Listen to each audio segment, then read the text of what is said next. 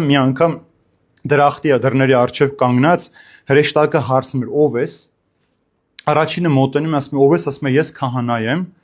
որ 30 տարի պատարակ եմ մատուցել, Քրիստոս եմ քարոզել, ասում է ով է Հիսուս քեզ, ասում է Հիսուս իմ Տերն է, իմ փրկիչն է, ասում է լավ անցիր։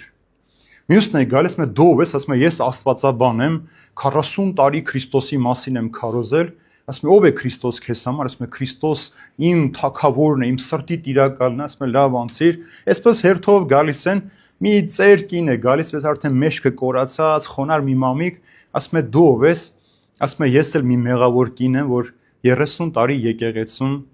երգել եմ, ասում է Հիսուս Քրիստոսին ճանաչում ես, նայում է, ասում է մեղակ ես Տեր, քեզ ով չճանաչեց։ Հարցնողը Հիսուս Քրիստոս ինքն էր, սիրելին։ Ուրեմն այդ մեկ մաքրան կենցաղ կյանքից է նաև թե ինչպես մենք կմոտենանք Քրիստոսին։ Դրա համար Հիսուս ինչ էր ասում. երանի սրտով մաքուրներին, որտեղ նրանք Աստծուն պիտի տեսնեն։